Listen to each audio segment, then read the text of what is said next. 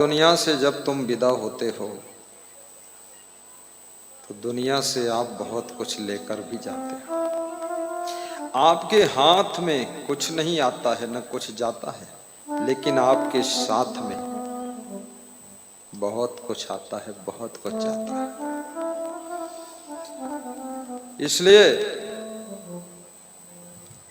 सगे भाइयों का भाग्य भी जुदा जुदा होता है। एक ही मुहूर्त में, एक ही क्षण में, एक ही पल में, एक ही टाइम में जन्मे हुए बच्चों का भाग्य भी जुदा जुदा होता है। ये क्या है, क्यों है, कैसे है? सब अपने साथ में कुछ लेकर आए हैं।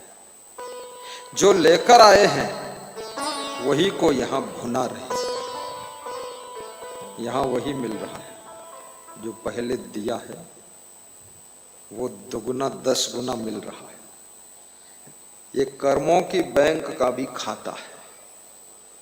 तुम state bank of India, HDFC bank, axis bank और बैंक ऑफ इंडिया, ये सब बैंकों में खाता खुलवाया है तुमने, लेकिन आपको पता नहीं है कर्मों का खाता भी खुला हुआ है।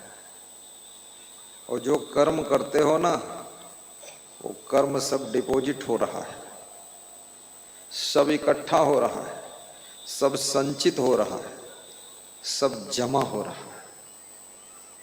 और वही कर्म के खाते से प्रारब्ध बनकर, भाग्य बनकर तुम्हारा अगला जन्म होता है।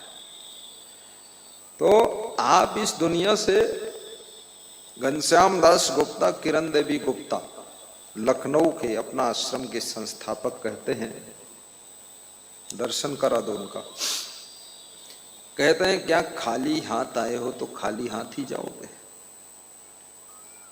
वह कहते हैं यहां से बहुत कुछ लेकर जाइए, पुण्य लेकर जाइए, धर्म लेकर जाइए, भक्ति लेकर जाइए, प्रेम लेकर जाइए, सत्कर्म लेकर जाइए। एक राजा के दरबार में एक साधु रोज आता था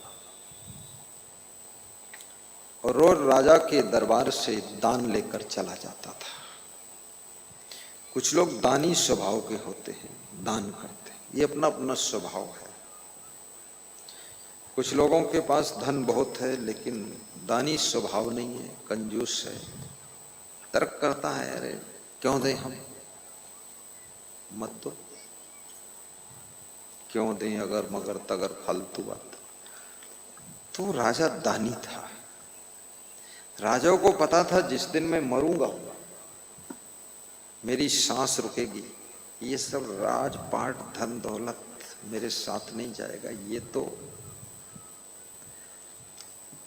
मेरे पुत्र लोग भोगेंगे, इसलिए कुछ दान भी करना चाहिए। तो दान करता था। वो साधु दान लेकर चला जाता था। लेकिन एक दिन राजा के मन में एक बात आ गई।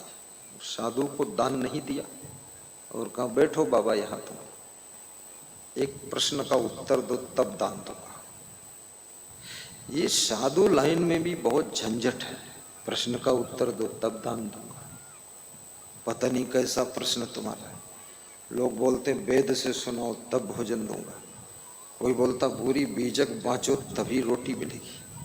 अरे भैया देना है दे दो, ये बीजक कौन पढ़ पाएगा, इतना कौन वेद पढ़ पाएगा, इतना बुद्धि नहीं है।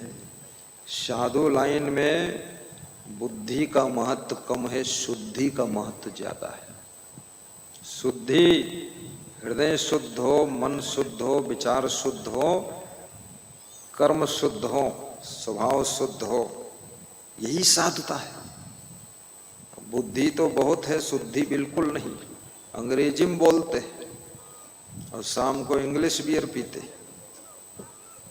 तो जो शुद्धि नहीं, न खान पान में शुद्धि, न पहनावे बढ़ावे में शुद्धि, न बैठने उठने में शुद्धि, न बोलने चालने में शुद्धि, न आचरण में शुद्धि, तो ऐसी बुद्धि किस काम की?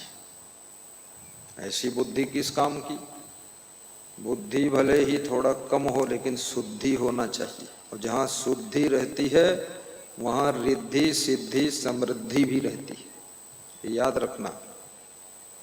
जैसे धीरू भाई अंबानी बहुत कम पढ़े लिखे थे, 10वीं तक बस, लेकिन उनमें शुद्धि थी। इतना धनवान आदमी बनने के बाद भी वो शाकाहारी है। उसका बेटा मुकेश अंबानी, नीता अंबानी सब शाकाहारी है, रोटी खाते हैं, थोड़ा चावल, थोड़ी दाल, थोड़ी सब्जी।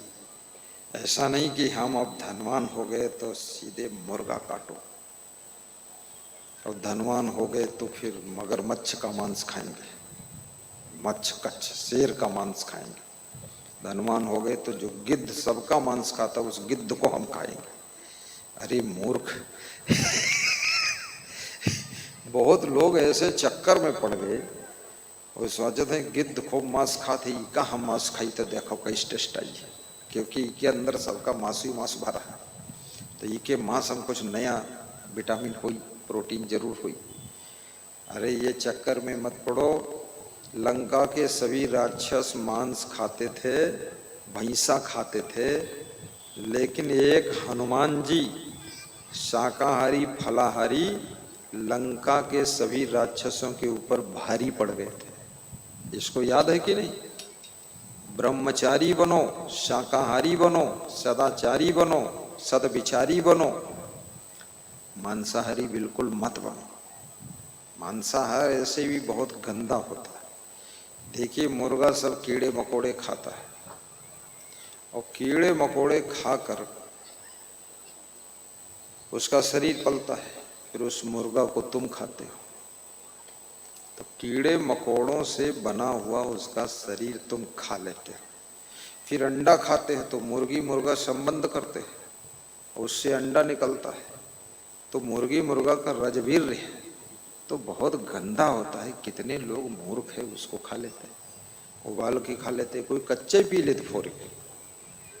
ना मालूम कतनी इनका ताकत चाहिए, का बनैया है, इंसान बनैया की साड़ बनैया है, का करैया है। हम तो ये हम दंगहन बहुत अरे जैसे मैं संत हूं, रोटी दाल चावल सब्जी चारी चीज खाता, कितनी शुद्ध बुद्धि है, कितना खुशी है, कितना प्रसन्नता है, और कितना आनंद है, और कितने लोग हमसे प्रेम करते हैं, करते कि नहीं करते? ये भगमच्छर बचाए, कहते हैं हम लेटेस्ट जीवन जी रहे, मॉडर्न लाइफ है, मॉडर्न। अरे बकरा मुर्गा मार डालो तो मॉडर्न बताओ तो ये इस मॉडर्न तुम्हारा हटाओ, मॉडर्न खाली डन कर दो, मॉडर्न हटा दो। तो जीने में मांस मछली मुर्गा अंडा, मछली तो बिल्कुल मत खाना। मछली तुम थूक दो पानी में, उसको निकल लेती, नाक छिनक दो तो बहुत ऊका टेस्ट आओ, तो मछली को ऊका खा लेते। फिर सड़ा गला मुर्दा सब खा लेते, मछली लाश को खा लेती। अब वही मछली के यहाँ ये चंदूलाल खाई नहीं, तो कहा थी मैं टेस्ट बहुत आवा अबे करी, जब हम नाक थूक सब खाइए करेगा। और ज्यादा ही टेस्ट लेखते है तो मछली जौन खाते वही खाई लो ना, ना कोई थूक खाई लो, सब सड़ा गला खाई लो। और फिर लोग कहते हैं मछली क्या होंगी, फिर ये मुर्गा क्यों ने काम आई है, बकरा कौन ने काम आई है?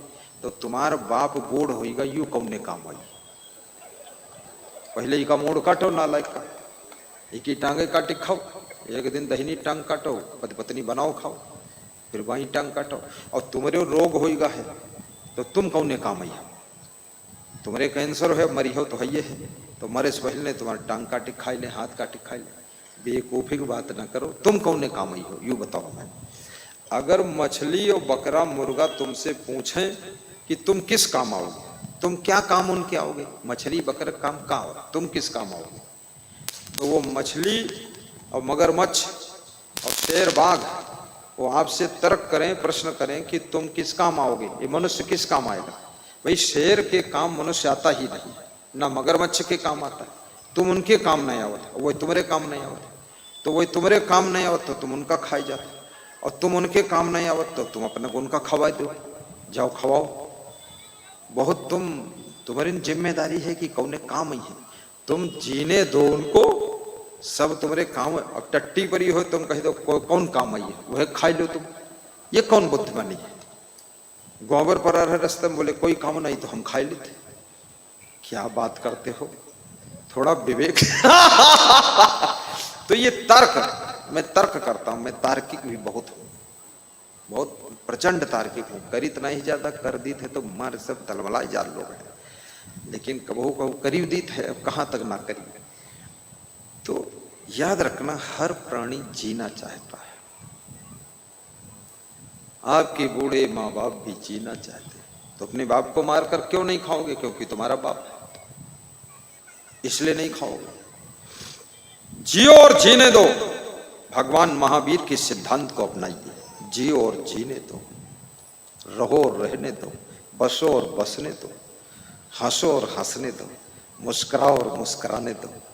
दूसरे की मुस्कान छीनने वाले जिंदगी भर मुस्कुरा नहीं पाते हैं, और दूसरों की खुशियों को छीनने वाले जिंदगी में खुश नहीं हो पाते हैं, और दूसरों को खुशियां बांटने वाले कभी जिंदगी में खुशियों का ढेर कम नहीं होता है, हमेशा खुशी मनाते हैं। बोलिए सदगुरु भगवान की जय, सद ज्ञान दाता गुरुदेव की जय।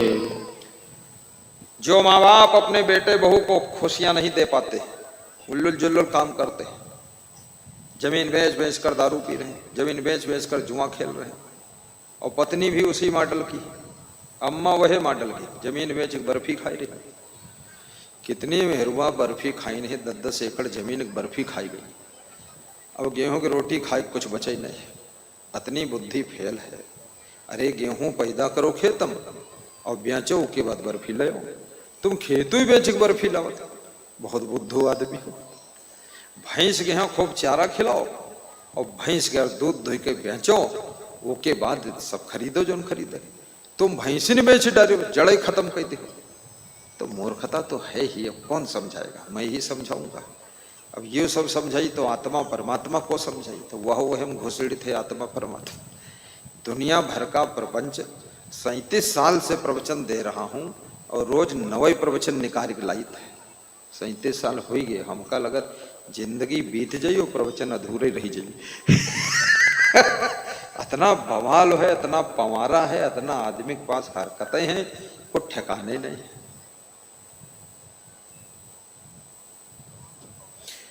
जो बेटा और बहू अपने माँ बाप को, सास ससुर को दुख देते हैं, उनकी खुशियां छीन लेते हैं, उनको रोना पड़ता है, याद रखना वह बहू कभी खुशियों को प्राप्त नहीं कर सकते हैं। और एक दिन ऐसा आएगा, माँ बाप से, सास ससुर से 10 गुना ज्यादा ये बेटे और बहू को रोना पड़ेगा।